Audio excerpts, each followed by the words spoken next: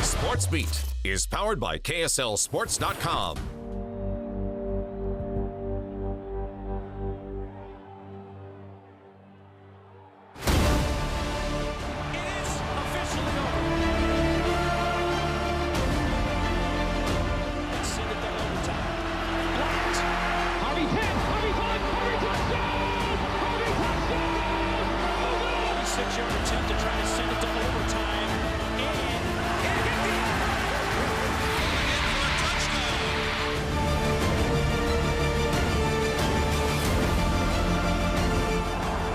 Going to keep it, and he won't get there. Snap is back, the hold is down.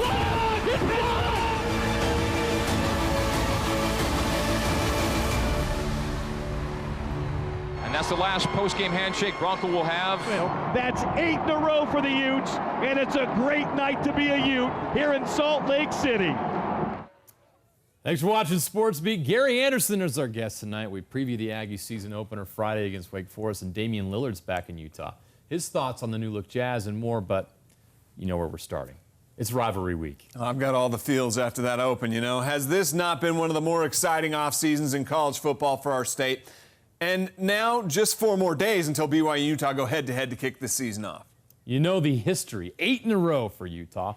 It's a source of pride for the Utes. For the Cougars, a nightmare that they want to see end on Thursday night. Yeah, for 1 week, homes are divided, neighbors feud, and fans in the stands, they get a little unglued. Everyone in this state has a story, even those playing in it. Absolutely. Take Francis Bernard, for instance. Grew up a Utah fan, but the Utes didn't offer.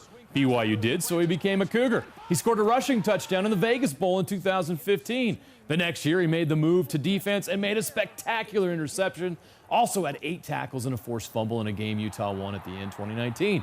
Last year, he played in the game as a Ute and had 8 tackles. He has a unique perspective on the rivalry. What's it like being on both sides and experiencing both sides? Man, my very first experience was the 2015 Las Vegas Bowl, and just all the hype stuff going up. Like, we got here at the University of Utah, we have the hate video going up of the 8 in a row games. Yeah. They got down south, they got something very similar going on, all their wins and stuff. But it's funny now that I look back on it because there's no recent wins. So I think that's funny. I'm like, dang.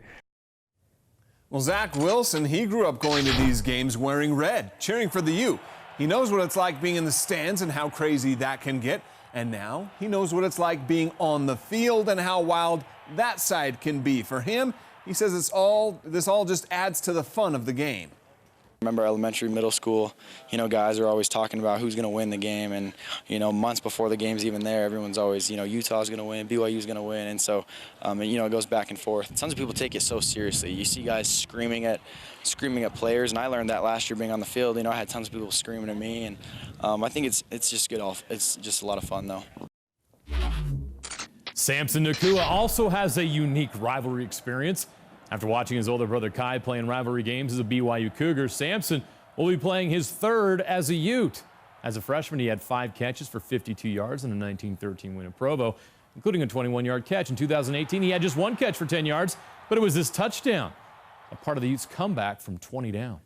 Being in it and really getting to hit people and score and then feel the crowd roaring at you or rooting against you, it's just a completely different feeling, and it's amazing, honestly. When you step on the field, either in the BYU stadium when we're playing or in our stadium, you can hear the roar, you can feel your ground shaking, your pads, everything shaking, and it's just crazy. Utes wide receiver Damari Simpkins grew up in the heart of the Florida football rivalries with Miami, Florida, and Florida State. He didn't know much about the BYU-Utah game, but he told us that once he got here, he started to look at the rivalry like those ones in Florida, and he says they're just as intense. On the field, it's real intense. Like I said, it's going to be a lot of talking. But that's just the nature of the game. Everybody competitive. I know they're really competitive over there. We don't back down for nobody, for sure not them. So, it's going to be the same thing. It's going to be real intense, and I guarantee we're not starting slow this year. We starting off fast. We're going to get into them, and we're going to see what they're about. Tyler Huntley will let his play do the talking. He started in the 2017 game, 27 of 36 for 300 yards, no touchdowns and no picks. But where he had the biggest impact was on the ground, 19 carries, 98 yards and a score. He didn't get a shot at BYU last year. A season-ending injury cost him that opportunity. Now as a senior, he hopes to do his part to keep the Ute streak alive. Do you hear any of it? Do you block it out? Do you kind of use it as a motivation or anything? No, not really, because they talk every year. So, you know what I'm saying? Nothing going to change from this year. BYU running back Lopini Katoa is another one of the players that experienced the rivalry as a kid in this community. And he loves everything about these types of matchups. He even compares it to his hometown high school rivalry. You feel like the passion, like you hear it from everybody arguing back and forth. You know, like it's a big part of the state, and so I'm just I'm thankful I get to take part in it. I mean, I feel like any rivalry, honestly, like at any level, the feelings are the same. You know, it might be a different level, but back when I was at AF, AF Lone Peak, it was a similar feeling, but just on a bigger scale now. So. Well, Julian Blackmon is another homegrown player who understands the significance and intensity of the BYU Utah rivalry. He left his mark on the series with a pick six last year that sparked that comeback. This year, he moves to safety and joins his friend Terrell Burgess in the Utes secondary. Patience finally paying off for Burgess as he becomes a starter as a senior. Both looking forward to the rivalry game and a promising season. Terrell, you've waited for this opportunity for quite a while. You've been patient. A lot of guys, if they're not getting what they want, they leave. Why did you stick it out? I think the biggest thing, learning here, you have to understand that it's bigger than you. It's all about the team. So I think ever since I've been here, I've just tried to find a way to add value to the team. And then now that it's my turn to put myself in a starting role, I'm just going to do everything I can to make sure I put the best of my ability. You're not going to brag about yourself, so I'm going to ask Julian to do it for you. What do you expect from this guy this year? He's going to have a breakout season, man. Hody, he didn't start until his senior year, and he balled out. I expect the same from Terrell. He's one of those guys that knew everybody else's position, and that's the reason why he's in the position he is in to make plays. So we're just excited for him to get going. You're making a move yourself, so does it kind of feel new for you? Honestly, it was kind of natural going to safety. I felt kind of natural going into it, so I'm pretty comfortable with it. I feel like it's more of my position. It plays more to my strengths, if anything. So I'm just excited to get going. It seems like every day the expectations get higher and higher. You guys are ranked 14th in the AP preseason poll. So I want to ask both of you, as seniors, and you're on the leadership council, how do you guys handle all this hype and all this pressure and all these things? Everyone's saying how good you guys are. Honestly, a lot of times here we preach that none of that means anything unless we actually do it on the field. So we're just making sure that we come out to practice every day, working as hard as we can to make sure that we prove everybody right. Exactly what he said. Our coaches, that's the big thing they harp on, is they know that we're going to have a target on our back this year, especially off of the year we came off of. But we know as a team we have unfinished business that we have to take care of, and it starts with BYU coming up next Thursday. So we're just excited to get going, and we're excited to keep on pushing. Let's move on to that game one, BYU. You like playing BYU right out of the gate? I know you have a history, so what's it like for you? Man, I definitely think that it's more intense. You see a lot of guys coming in here, and we'll play teams like NIU first, but we got BYU first, and it's kind of like, oh, man, I want to play. I want to get out there and make sure I'm doing everything right. So it kind of, heightens everybody else's intensity. So everyone's learning a little bit faster, and we're just excited for guys to show what they can do. Devin Lillard, I think he's balling out, and I'm just excited for a lot of our players to show what they can do because, the people behind Cody and Chase are the people that we're excited for to play. So. Julian got a pick six and left his mark on the BYU rivalry. You get a chance to start in a BYU game. Do you want to leave your mark? Oh, of course. I want to just make sure that I go out there and just play assignment sound football. I consider myself somewhat of a smart football player, so I'm going to make sure I'm going to try my best to know exactly what's coming before the play comes, help out my teammates any way I can, and just maybe even get a pick six myself. Finally, BYU, this game means so much to them. You're homegrown. I lost a lot of the other Utah guys. It's just business. It's another game. For you, it has to be different, right? Oh, definitely, especially because I know a lot of those guys that go there, whether it be Diane, whether it be their quarterback, whether it be their receivers, Micah Simon, all those guys. I know a lot of them, so it's just bragging rights, if anything, in Utah. But, just from being from Utah, for me, I don't like BYU at all. I think everybody knows that, so I feel like it's the same way with any of my teammates. But at the same time, I know that this is just another game that we have to get finished with in order to get where we want to get at the end, which is championships. Bro, you guys have big goals, and you guys have the talent to do that. you can't stumble right out of the gate. Oh, definitely not. Definitely not. We don't want to stumble out of the gate. That's why we're making sure that we're in the film room every day, making sure that we know like what's coming. We know they're a good team. Nobody's like doubting that they're a good team. They had us up 20-0 last year. That's not something anybody wants to be. So we're not like going into this game like it's going to be easy. It's going to be a tough game. It's going to be hard fought, but we expect to play as hard as we can. You haven't forgotten that deficit. Oh, of course not. Definitely not. Definitely not. And we expect them to come out with that same fire. You know, as long as all of us do our 111th on the team, I think it will be a good game. Well, that's a sample right there of what we have coming up later this week.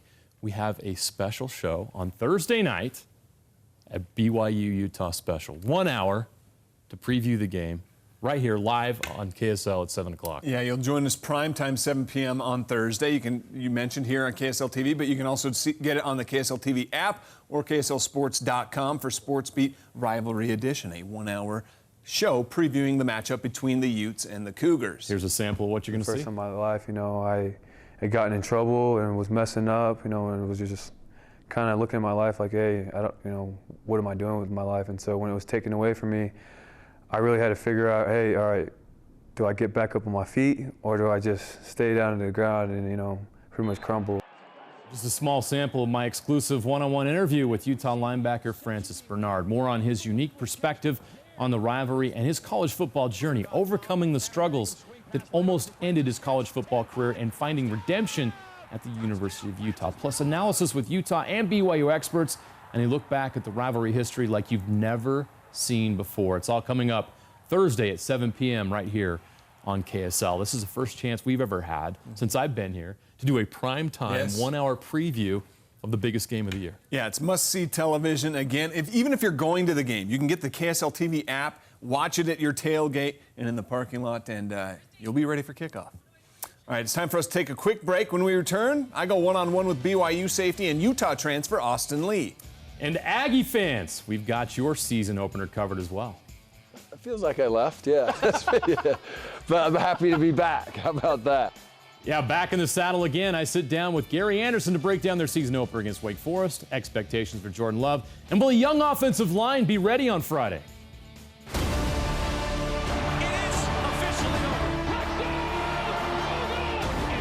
Just about every year, you can count on this game coming down to the wire. We'll look back at some of the great BYU Utah moments coming up after this. Don't miss it.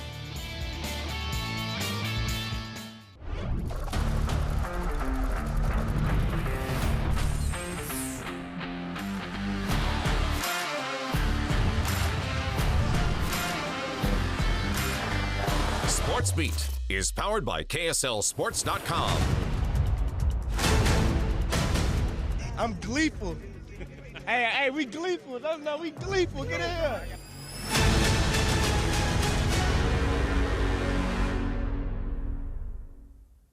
Welcome back to SportsBeat. As you know, we're diving all the way in with our BYU and Utah rivalry coverage, but a bit further to the north, the Utah State Aggies are preparing for what could be a special season in Logan. What are the expectations for Jordan Love this fall, and what about that season opener on Friday night at Wake Forest? Well, Jeremiah Jensen chats now with Coach Gary Andersen. Utah State opens the season Friday night, 6 p.m. in Winston-Salem, North Carolina. The Aggies taking on the Wake Forest Demon Deacons of the ACC. Coach, it's been 7 years since we've had you here, but it feels like you never left. How does it feel for you? Yeah, it feels like I left, yeah. But I'm happy to be back. How about that? Well, it's good to have you back. It's exciting. Aggie Nation is excited. And I wanted to ask you now that you've had a few months to get acclimated. And I say that because it doesn't feel like you've left, because we remember the success, and it just seems like you've always been here. But now that you've had 6 months, you've had camp, you had spring, how is the feeling now? You've gotten to know this group a lot better. No doubt. It's a great time to be able to know the kids. And I had one of my own children on the team every year except for one, basically, that we were gone. So That was awesome. You know, it was like I always was close, and Stacy was always close to the team and able to come back and see some games. But to get back and see this new group of kids, and wherever you go in those situations, we always talk about trust. It takes time to build that. You just don't do it overnight. You talk about relationships. You just don't have and gain a relationship with a young man overnight. So it's fun to get those 6 months in the rearview mirror and have kids in a position to be able to understand who we are. We know who they are, and we can continue to grow and develop. You're opening up with a Power 5 opponent on the road. Tell us a little bit about this matchup with Wake Forest. Obviously, we don't watch Wake Forest a lot, but I'm sure you've done a lot of film study. What are you going to be facing on Friday night? Offensively, Wake Forest, much like us, they want to run the ball, they want to throw the ball. They're a fast-paced offense. They're a very good offense. I think they averaged 34 points a game last year, and in the ACC in a tough conference. And you know they're very sound. You can tell they are well coached. They're gap sound. They run to the football and they play extremely hard. So it's a tough place to play. You're flying across the country, and so you don't sit there and say, hey, we're excited to fly across the country 5 times in a year. We don't have to do it, but we do it twice, and this is one of them.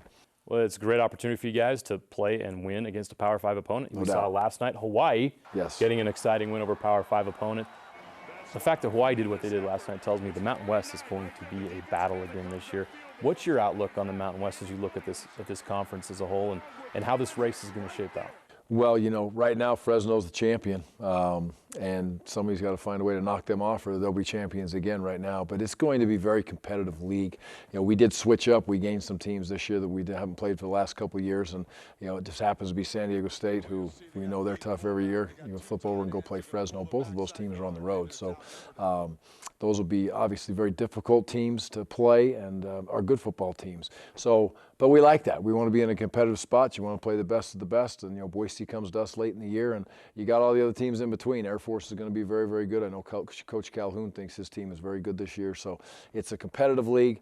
It's awesome when we can get out and play nationally. It's just like any league. When you get out of your league and you play other teams, you want to win, and you want to show people how you can play. This is a chance for us to go back east, play at 8 o'clock their time, but people will watch it, right? It's on the ACC network, and, a young man like Jordan Love and Tipa, who are those kids who are highlighted players, it gives them a chance to get on the national stage in another time zone, which is great for them. Well, Jordan Love is getting a lot of attention, and for good reason. Great year last year, Heisman candidate, considered the best quarterback in college in the state, a lot of accolades, and you've watched him here in camp. How has he gotten better this year as he enters this season? I love him. How about that? It's nice to have a quarterback this good. He's a special player, and special leader. Just a young man that's quality, and he wants to get better. He's with Coach Sanford all the time, consistently working to, fine-tune his game. And he doesn't, by any stretch of the imagination, think he's arrived. He continues to grind and work, and just, takes the young kids. We have 50 new kids on our team this year. It's almost half the team. Wow. And Jordan is a huge mentor to every one of those kids that he can possibly touch, and he goes out of his way to make sure that he does touch them in a positive way. You have the quarterback, but he needs playmakers. Do you have the receivers and running backs it's going to take advantage of such a talented quarterback? Well, the first thing is going to be the offensive line. Four new starters. Big Al anchors our left tackle spot, and he anchors the offensive line from a standpoint of maturity and carries himself with toughness and makes sure that those kids are continually growing. Playmakers on the outside, I believe we have. I believe we have a stable of wide receivers and tight ends and running backs that can be very, very good football players. We as coaches need to make sure we do everything we can to get the ball in the hands of the playmakers consistently. And in a spread offense, the ball does get dispersed and spread around to a lot of different people, but you hope you get the guys that are the most explosive and earn the reps to get the ball in their hand, that we get it in their hand for them so we can make big plays for Jordan. And when you have Jordan Love, you want to do what you can to really help him continue to grow and develop and be the great player that he can be. So in January, he has a very difficult decision to make.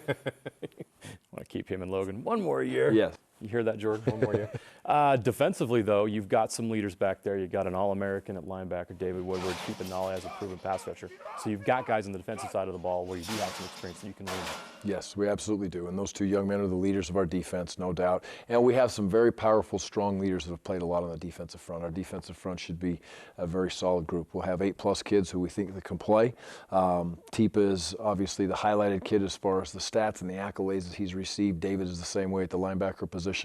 I feel good about them. We'll see how when they match up against other people. There's so many so many unknowns when you haven't played a game to see how you're going to match up with somebody else. But I like where they are also. Well, it starts 6 p.m. Friday night at Wake Forest. Can't wait to find out what kind of team you have. Looking forward to it. Gary, thanks so much. I appreciate it. Go Aggies. You got it. Can't wait for this weekend of football. Thanks, Jeremiah. All right, his dad played for Utah. His grandpa played for Utah. Heck, he even played for Utah. But now safety Austin Lee wears the blue and white for the second straight year. Even though his roots run through the U, he said making the move to the Y wasn't that hard to do. That's 8 in a row for the Utes, and it's a great night to be a Ute here in Salt Lake City. Austin, when does rivalry officially begin? Is it now? A rivalry week, I should say. Is it now? I mean, you got 8 days until kickoff. Yeah, it's setting in for sure. We've been preparing for a little bit now, but you know, fall camp ending here, and just realizing that it's 8 days away, like it's getting close, you know, and we're getting really excited. So it should be a very intense and fun game.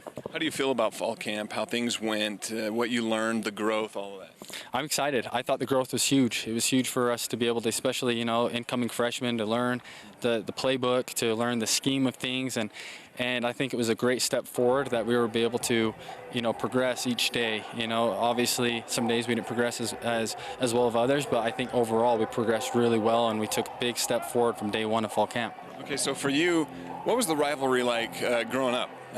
Was it something you paid much attention to? Was it pretty intense? Did it get your blood boiling? How was it? Yeah, it was pretty intense. You know, growing up, I was a Utah fan more so. A little bit of both, you know, just depending on when my dad played at Utah, my grandpa played at Utah, so I was more on that side. You know, you used to have relatives on both sides of the family, but once you get into high school as well, your mind becomes a little bit more open to who, you know, for recruiting and who would you like to go to. But I always remember this game specifically, a very intense game, and guys just flying around doing their job, and so it was always fun to watch this type of game. What's it like as a player? I mean, obviously the fans, they can get pretty into it. It gets pretty intense for them. Is it similar as a player out there on the field? I think it's very similar as far as your intent, your adrenaline's going, but you got to manage it a different way. You know, you got to learn how to do your assignment. You got to be very sound and focused, and to learn how to keep that adrenaline and energy in check when it needs to come. So you've obviously got an interesting perspective on the rivalry from both sides a little bit there. What was it like when you chose to come down here to BYU, having a family that's got those deep Utah ties as well? It was pretty easy transition, to be honest. My family, you know, like you said, had some deep Utah ties, but at the time I was married, and my wife and their family had some BYU ties at the time, and I mean, even from the beginning of my marriage, they were very supportive of me at Utah, and it was an easy transition for my family as well when I came over here, and I'm just lucky to have very good family to be that type of support for me. So how about the team? What does this team have to do to leave the stadium on August 29th as winners? We got to execute. This is a very talented team. They got speed, they got physicality, they're well coached, and I mean, no doubt about it, they're dominant. But we got to execute our philosophy. I think we're very talented as well, and if we're not going to be executing a full 4 quarters, it's going to be a rough game. And so we got to execute each play and focus on our scheme and the things that we're doing individually.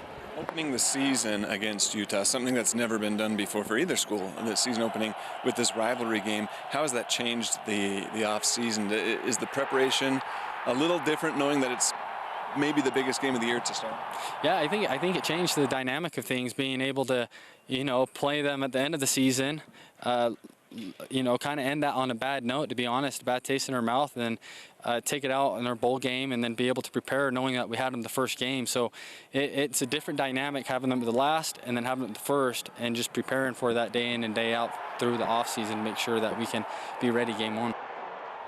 There are always interesting storylines in this rivalry. Our rivalry game coverage continues all week until kickoff Thursday night at 7 p.m. on KSL. Watch SportsBeat Rivalry Edition, a full-hour preview of the big game. Game day coverage you won't find anywhere else. In-depth analysis of each team and exclusive interviews from both sides with KSL Sports. The first game of the year, it's always a mix-up, right? You never know what's going to happen. There's penalties, there's cheap shots, there's MAs all over the field, and so it's kind of one of those things like who's prepared the best. Yeah, Zach Wilson tells us what it's like watching the rivalry in the stands at the U to now playing in the rivalry for BYU.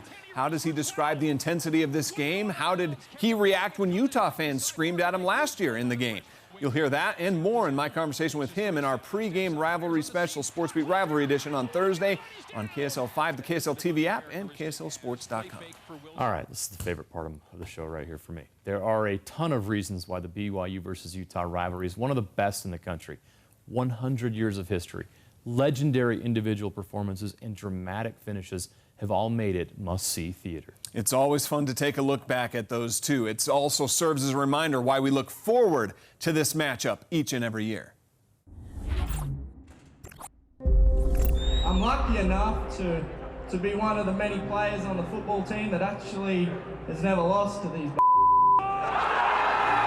It's a very emotional game for me. Well, I can guarantee our players get up to it, too. A lot of hard feelings. We're just excited to play, and with all the talking that they're doing, it just makes it that much better. We are honored to play them. If we play our game, I don't think there's any team in our conference that can play with us. They don't like us, and we don't like them. It's going to be a bloodbath. Utah is still Utah, and it's still the biggest game of the year. I don't know why. Not too many friends are made out there. We're just, excited to even play against a great team like this. Do you really want me to go into it? I don't like Utah. In fact, I hate them. I hate everything about them. Wants to throw, throws over the middle, intercepted! I hate their program. I hate their fans. I hate everything. Yeah, throws over the middle, pass intercepted! Draw Cougars! I think the whole university and their fans and the organization is classless. Give me a kiss! I'm excited for my inaugural first Holy War I get to play in. Y'all a good team, but you're a dirty team. Don't start nothing, won't be nothing. No successful Utah season, I don't think, would be complete without a BYU win. This is Utah's world, and BYU's living in it.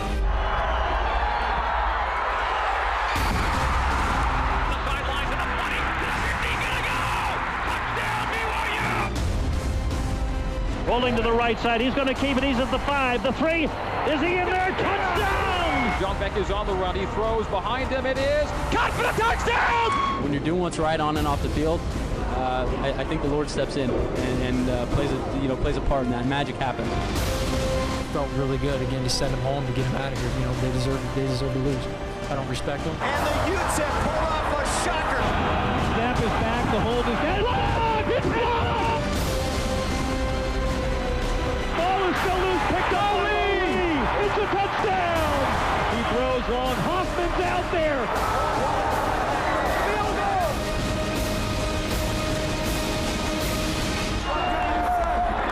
What can you say?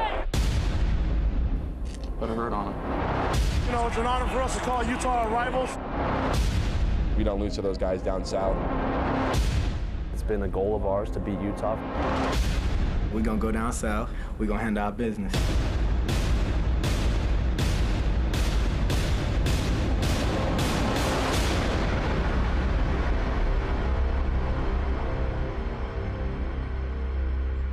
Well, when we come back, Damian Lillard back in Ogden. His thoughts on the Utah Jazz offseason and a look back at the best plays from Week 2 of the Utah high school football season. Stay with us. Damian Lillard is an NBA superstar with a massive shoot contract and a supermax contract with the Portland Trail Blazers. But he'll never forget where he comes from and where it all started. Dame was back in Utah this weekend to host the annual Weber State Basketball Alumni Classic. He was back in Weber State purple once again, and for one night participated in the alumni game. He spoke to the media afterward and was asked about the Utah Jazz and the moves they made this summer in a very competitive Western Conference. Scared? Man, I'm not scared of nobody. I don't care who you are.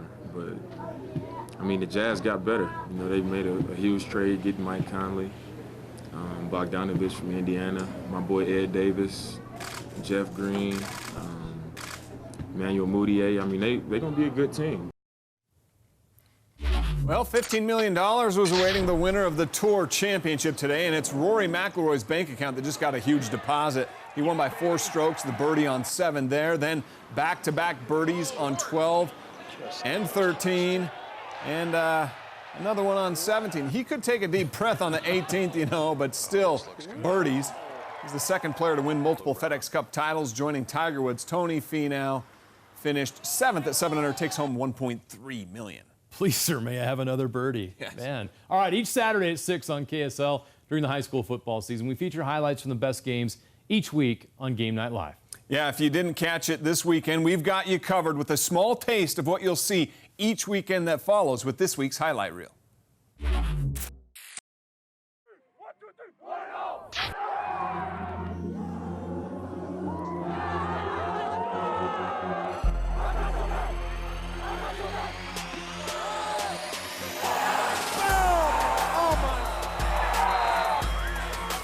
Dashes those Grizzly dreams all over that field. And he's going to take it to the house.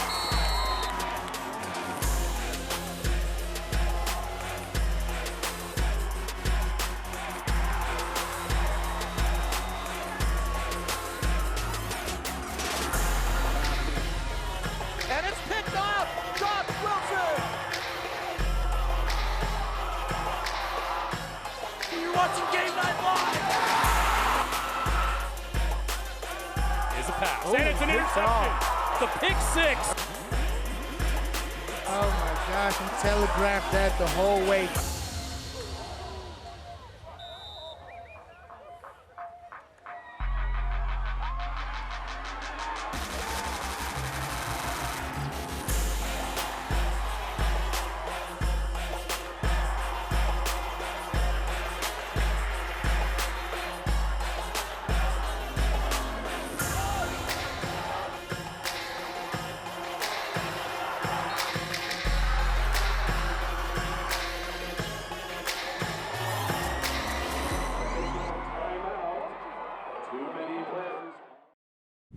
The Hallowed Grounds, brought to you by Siegfried and Jensen.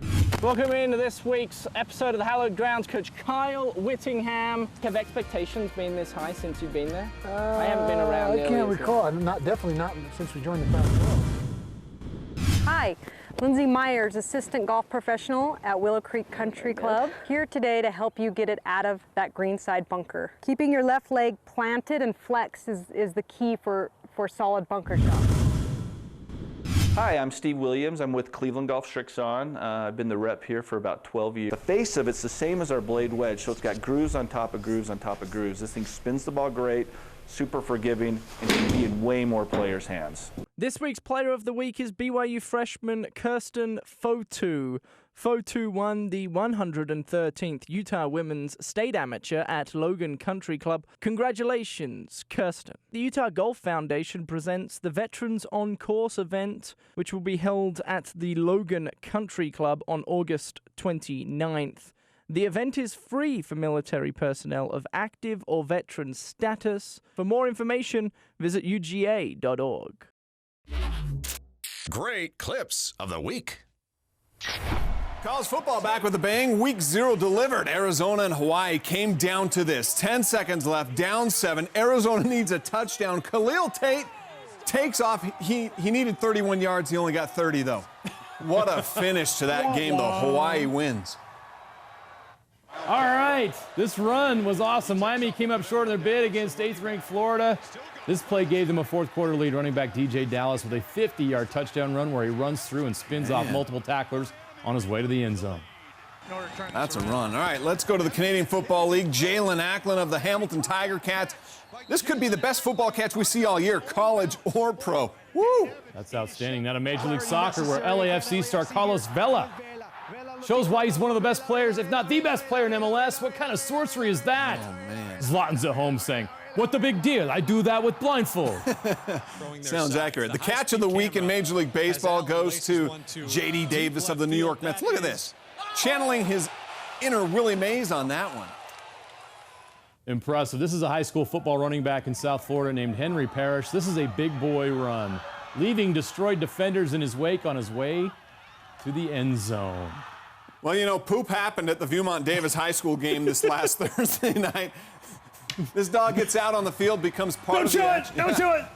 Hey, you know, it was a tough one. What a crappy way to end the show.